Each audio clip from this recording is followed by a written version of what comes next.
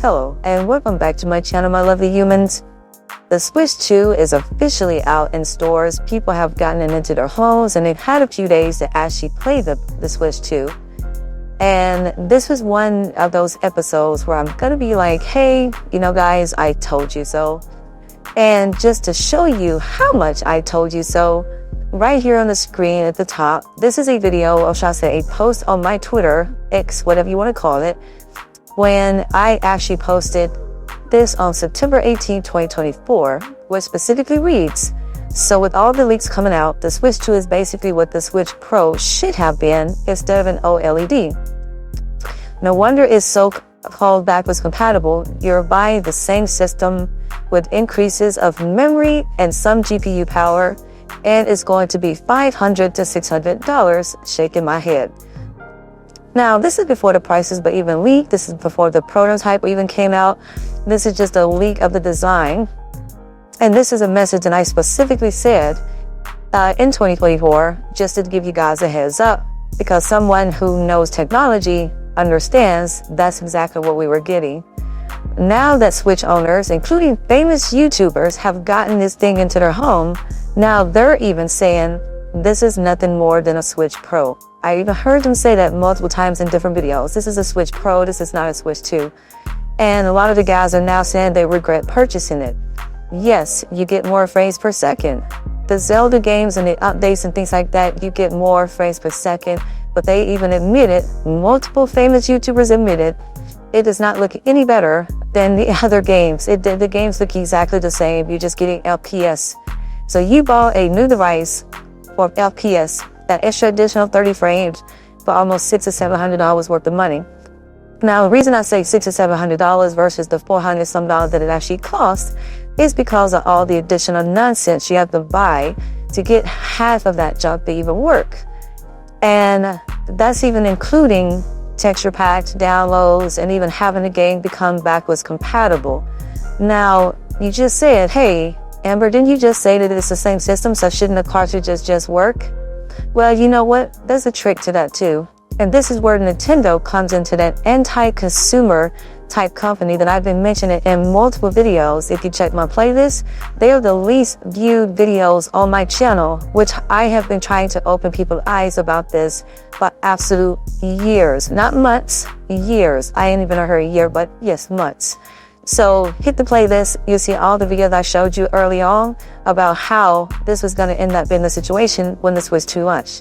So let's go to the next part. We're talking about backwards compatibility. Now, you say, what's the difference between backwards compatibility? If it's the same Switch, it should just play the cartridges, right? Technically, it should just play the cartridges, but Nintendo has even found a way around that to make people think that it's just a big complicated deal, software versus hardware versus this and versus that, that's going to make this situation work, which is an absolute lie, because 100% this system is just a Switch Pro. But what Nintendo did to the software is they patched it to the point to where now it requires an internet connection and a download of the game versus running off your cartridge.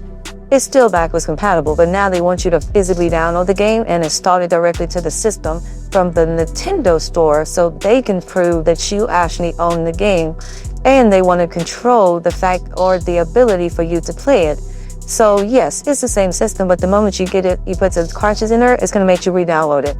Now, I think that's so stupid, but it's just their way of trying to make it seem like their hardware is doing something special, which a lot of people, including digital foundries, have even proven this is the same operating system as Switch 1. It's even using the same 2.11 firmware that was released right before launch. The Switch 1 and the Switch 2 both updated to the exact same firmware, which lets you know it's the same damn Switch and the same operating system. And the next thing I'm going to show you is another photograph up here I'm going to pull up. And this is just going to be the generations that the controllers were actually released or how they changed. And I want you guys just to pay attention to what's on here, because from 1985 to 1991, you can see the controller change. From 96 to 2001, it changed.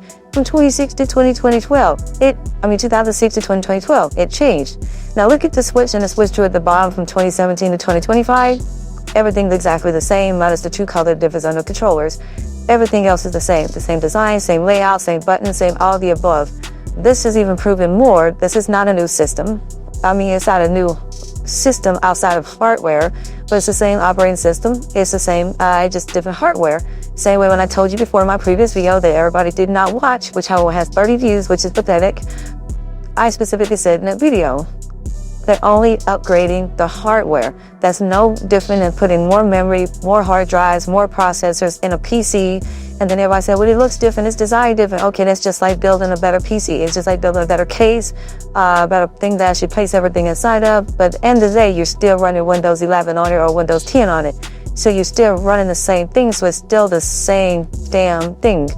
And that's what people don't understand, because you are Nintendo gamers only and you don't own PCs and Xboxes and PlayStations to understand the differences between hardware versus software. And I had this argument so many times before.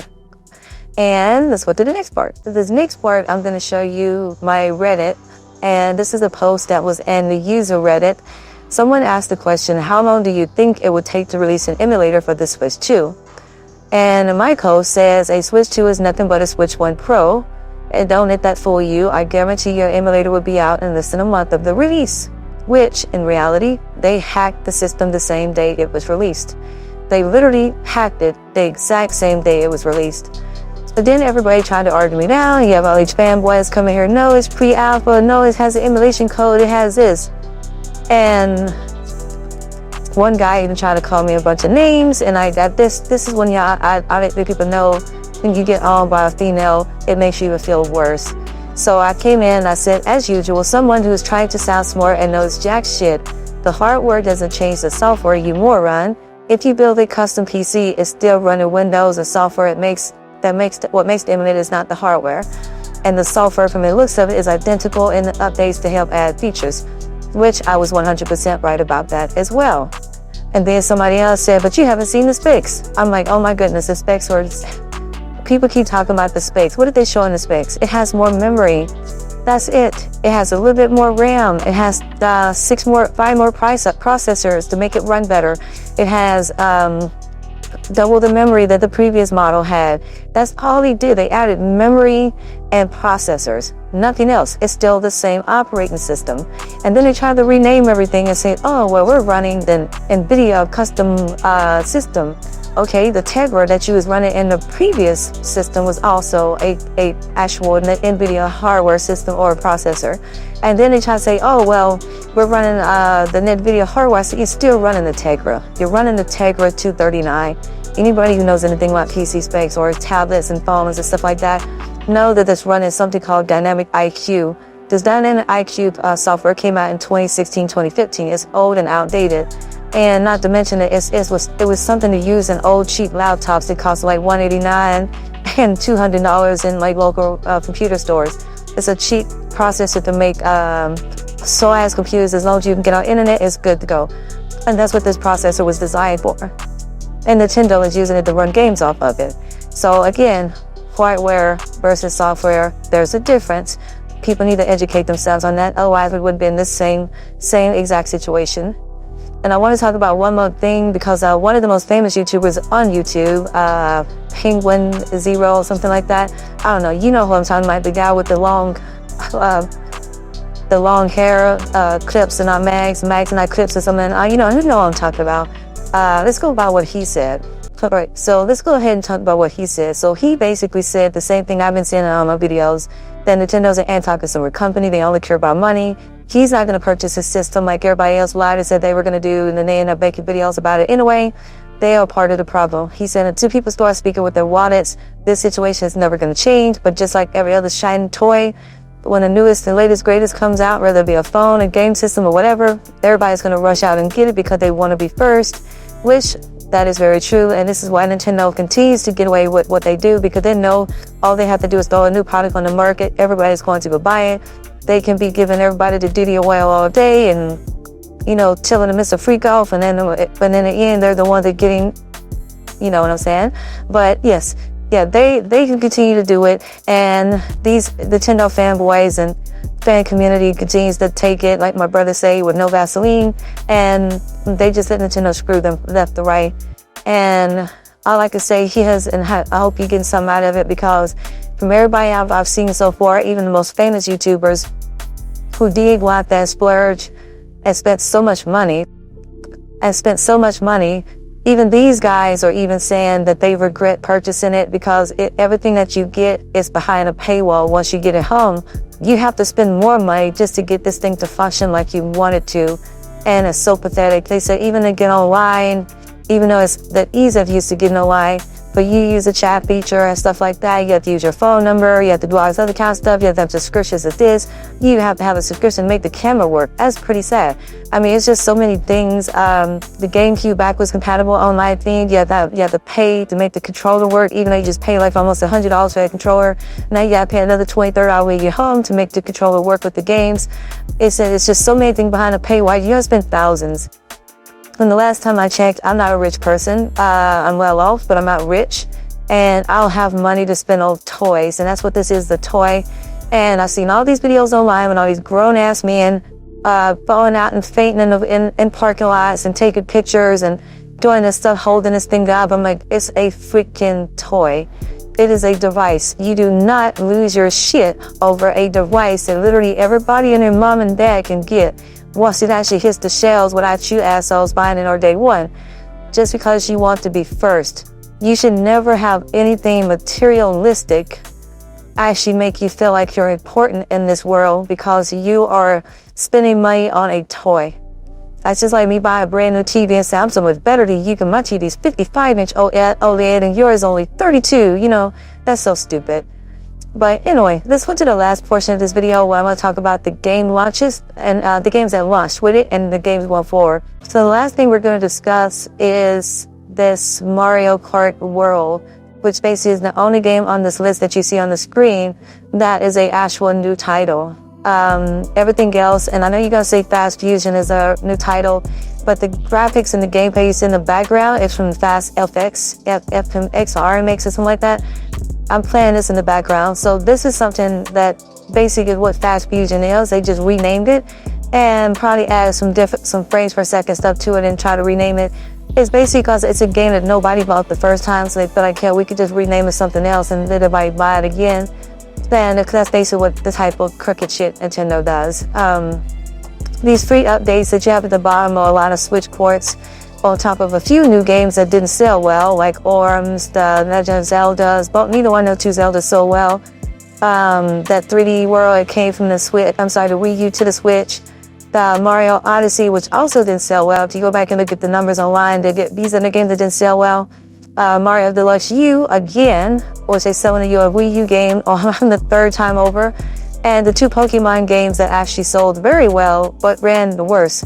So they're updating those with frames per second. Now let's talk about this FPS situation. Like I said before, that none of the games look any different. And everything that's on the screen is a third party.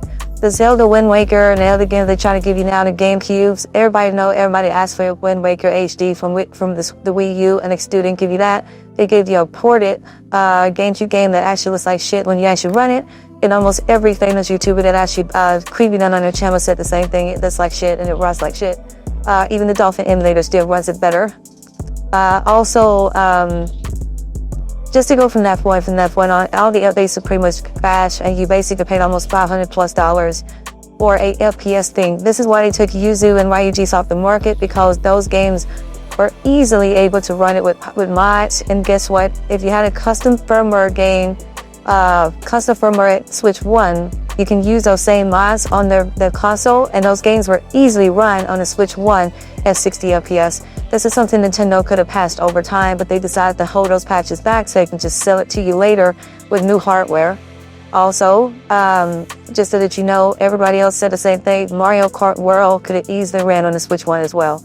Every famous YouTuber who played that game said the same thing. The graphics was not that much better than Mario Kart 8, and it could have easily ran on the Switch 1. Everybody has said that. Give me your thoughts below. Like, subscribe if your first time here. If you liked the video, definitely leave a comment, give me your feedback, and I will see you in the next video. And also, I hope you like my new model. This will be my new animated model going forward. And I made 200 of Good Vibe outfits to go with it for future videos. Okay? I'm your lovely humans. Like and subscribe. See you later. Pretty face car on 10. Body right, got her looking. My type, total spin that thing. I like what I like. Period.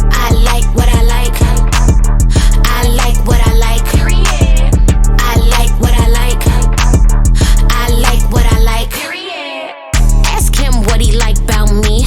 Body so petite, make him right about me. Claiming that he love me, gon' do right by me. I'm the baddest in the room, none in sight like me. Let him smack it, got him fiending, it's a habit. Silly rabbit, got a trick for the cabbage.